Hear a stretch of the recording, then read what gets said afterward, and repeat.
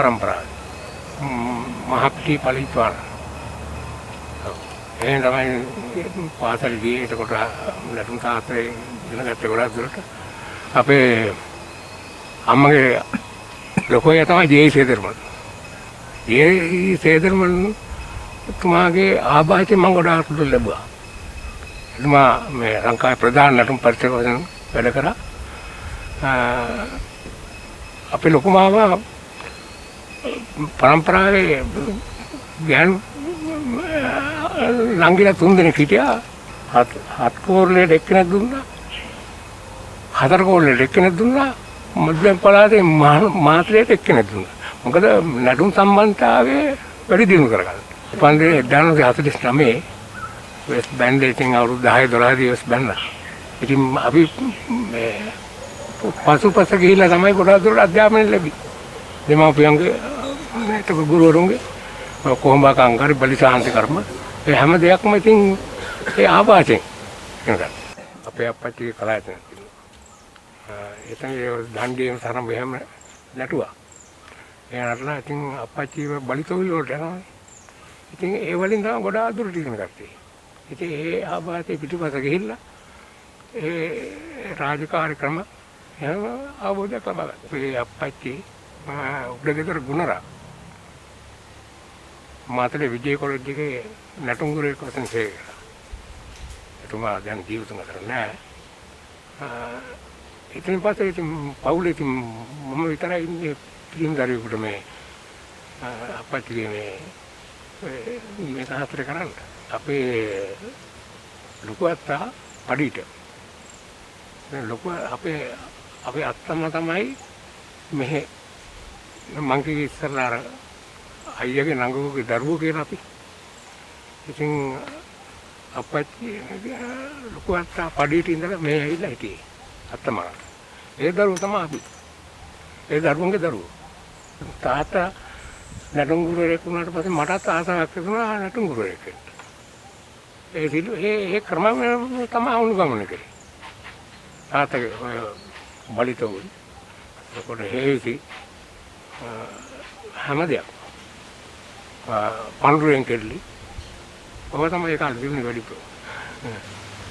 ඒ කාලේ කලායතන තරඟ වලට යනවා. එතකොට රාජ්‍ය උත්සව වලට. එතකොට ඒ වලින් විවිධ සහතික පත්‍ර පිළිගැනීම එහෙම ලැබුණා. මම වැඩිදුර අධ්‍යාපනයේට නැටුම් පිළිබඳව අපේ සේදරම් මහත්තයාගේ අප්පච්චි අපේ ලොකු අත්තා මාදන සිරිසේන ගුරුතුමා. මාදන අත්තා. එතුමාගෙන් තමයි මම බෙර ශාස්ත්‍රය ගොඩක් ඉගෙන ගත්තා. මොකද අද භාවිතයට නොදන්නා බෙර වාදන මම ළඟ තියෙනකම්. ඉතින් ඒ ශාස්ත්‍රය ඉගෙන ගත්තා. ඒ දිනම චිත්‍ර කලාව.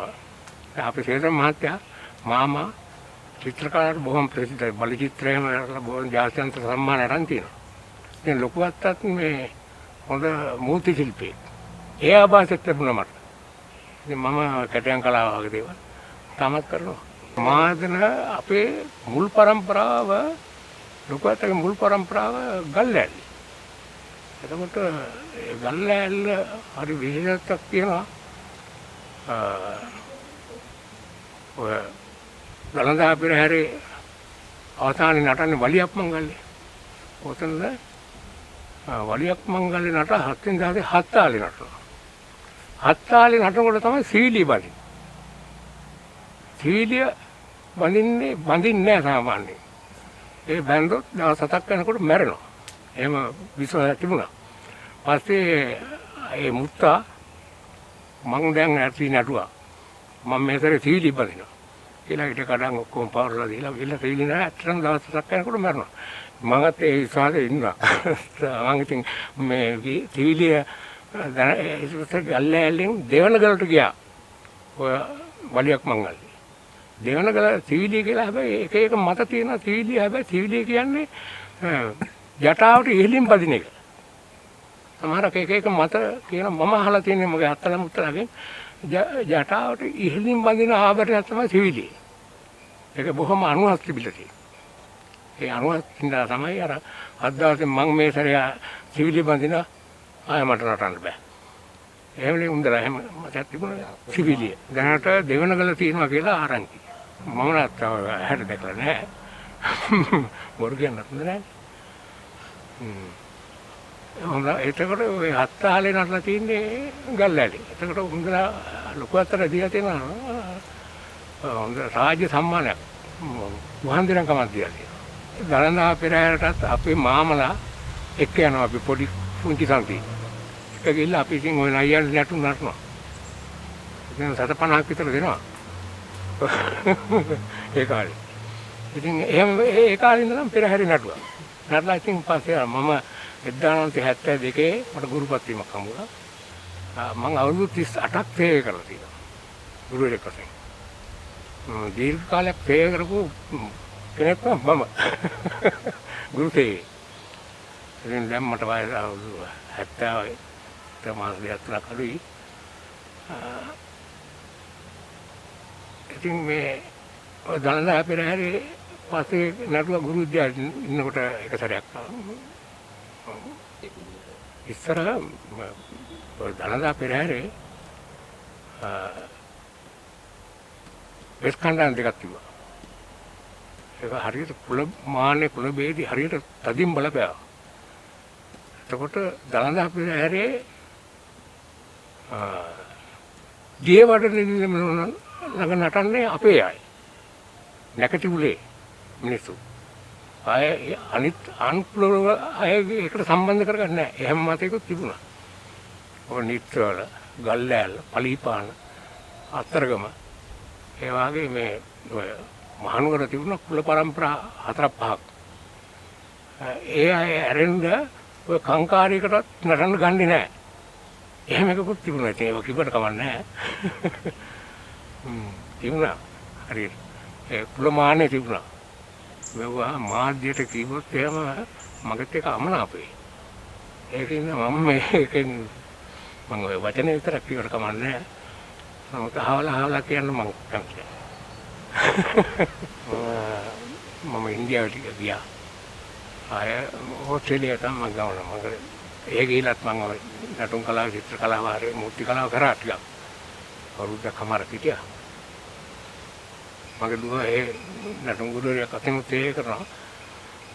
ප්‍රාථමික ගුරුවරයෙක් අතෙමුත් ඒ කරනවා. එයාත් එක්ක සංදර්ශන එකක් දෙකක් කරා ඒ. ඔව්. මම දැන් විශ්‍රාමයෙන් අවුරුදු 10ක් වෙනවා. අවුරුදු 38ක් මම ගුරු සේවය හිටියා. ඔව්. මහනුවර පොඩ්ඩක් එතකොට මේ යටවත්තේ එතකොට ජෝසප් පාත් විද්‍යාලය, සුමංගල විද්‍යාලය, කොළඹ මධ්‍ය මහාවිද්‍යාලය, නාවුල මධ්‍ය මහාවිද්‍යාලය ඒ වගේ ඒක කීපෙක ගොඩාක් දෙනෙක් මගේ ගෝලෝ මේ හලපාල ඉස්කෝලේ නටුම් ගුරුවරයන් වශයෙන් සේවය කරනවා. හමුදාවට කීප දෙනෙක් ගියා නටුම් කණ්ඩායමට. ඉන්න ගෝලෝ ඉන්නවා. බොහෝ දෙනෙක් ඉන්නවා. දැන් නිත්‍යල ගුණයට මම බෙර ගහලා තියෙනවා. මම බෙර වාදනයේ තමයි ගොඩාක් සහභාගී වෙන්නේ. එතකොට රංගම නිත්‍යල ගල්ලෑල්ල පලීපාන සුත්‍රකට නැටුවත් එක මම කංකාරවලදී සහභාගී වෙලා තියෙනවා. විශේෂයෙන් සහභාගී වෙන්නේ කොහොඹ කංකාරේ. ඔව්. මට විශේෂයෙන්ම කියන්න ඕන මයිත් එක එකට ගුරු විද්‍යාලයට අත්‍තර සිරිසේන ගුරුතුමා. එතුමාත් එක්ක බොහෝ දේවල් වලට සහභාගී වෙලා තියෙනවා. එතකොට නිත්‍යල ජොනි මහත්තයා. එතකොට මේ අරංකාව පිටියේ අයියා කෙනෙක් හිටියා. ඒකට බෙර මං ආගෙම බෙර ගහනවා. ඔව්. එතකොට චිත්තපජ්ජල කට්ටිය. චිත්තපජ්ජල සුමනලෑම් අපි සමකාලීන කට්ටිය. මොනේ මතකේ මට ගොඩාක් දුරට දැන් මතක් වෙන්න ඕන. ඒ වගේ මම සම්පත් දෙකක් මගේ දරුවෝ දෙන්න.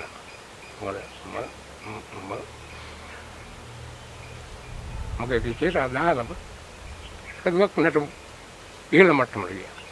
අනිත්ව සංගීත විශාරද දෙන්නම හොඳ විශාරද දෙන්නේ. ඒක තමයි මගේ ලොකු ජීවිතේ ලොකුම සතුට. මට කලාභෝජන රාජ්‍ය සම්මාන ලැබුණා. එතකොට පළාත් මට්ටමින් ප්‍රාදේශීය මට්ටමින් එක මේ සාහිත්‍ය පත්‍ර ලැබලා තියෙනවා. මගේ අප්පච්චි 1951 මහරජින ලංකාවට ආවට පස්සේ බලිශාන්තිකරමක් අපි ලොකු ජේසේකර මහත්තයා තමයි ඒක ප්‍රමුඛත්වය ගත්තේ. ඒ බලිශාන්තිකරමයට ලංකාවේ තියෙන සුප්‍රකට පරම්පරාවල ඇදුරෝ ශිල්පීන් සහභාගී කරගෙන ඔය නිත්‍යල ගල්ලෑල්ල පලිපාන අත්තරගම වගේ සුප්‍රකට ශිල්පීන් දැන් අර හරංගාවිර ඒ අයියා ගියා ඉතර ගහන්න මට මතකයි. අද ගොඩාක් දුරට මේ ව්‍යාජත්වයට බර වෙලා තියෙන්නේ. ඒ කියන්නේ සත්‍ය බැහැලා තියෙන්නේ. මේ දැන් මන් දකින ස්වරූපේ තමයි එදාට බොහෝබාකංකාරියක් නෙමෙයි අද නටන්නේ. ඒකේ සමහරක් තියෙනවා. දැන් මන් දන්න මං උඩටම පාරම්පරික මේ ශිල්පේ හදාලා තියෙනවා. දැන් සමහර බෙර වාදන නැටු ඒවා නිකන් නවීකරණය කරලා එක විදිහට කරනවා. ඒක තමයි වෙනස. නියම කොහොඹාකංකාරියක් මම ඒ කාලේ දැක්කට පස්සේ තාම දැක්කේ නැහැ. ඔය බලනවා මාධ්‍යයෙන් ඒ වුණාට ඒක කොහොඹාකංකාරි නෙමෙයි. මොන වෙනස? අවසාන වශයෙන් මම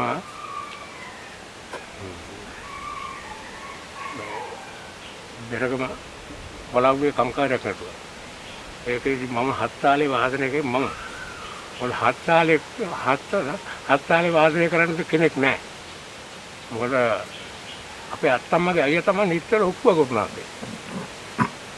උන්දා විතරයි මේ හත් තාලේ දන්නේ තරමක් හරි. ඉතින් උන්දට තමයි මම බෙර ගහුවේ හත් තාලේ. ඒක අද ඇත්තෙම නැහැ. ඒක දන්න කෙනෙක් කියා පදයක්වත් දන්නේ නැහැ. ඉතින් ඒක තාම මාගලඟ රැකගෙන ඉන්න මම ඒ ටික කංකාරික තියෙන ප්‍රබලම හොඳම දෙයක් අංගයක්. මම චිත්‍ර කලාව කැටයම් කලාව එතකොට නක්ෂත්‍රයේ තරමද්දුර ඉගෙනගෙන තියෙනවා. එතකොට යන්ත්‍ර මන්දල කටයුතු ඒවා හොඳ කෙනෙක් આવත් කරලා දෙන්න නැත්නම් මම වාණිජ්‍ය වශයෙන් කරන්නේ නැහැ. ඔව්. මගේ ලියාපදිංචි කලහසනක් තියෙනවා. ආධාර නොදරපත් ලැබෙනවා. ඒ වගේම මේ ඊයේ පෙරේදා මම අපේ සංස්කෘතික බල මණ්ඩලයෙන් මේ මට ත්‍යාගයක් පිළිනමනවා කිව්වා. ඒක තාම ලැබුණේ නැහැ. ඒක මාධ්‍යට කිව්වොත් හොඳයි.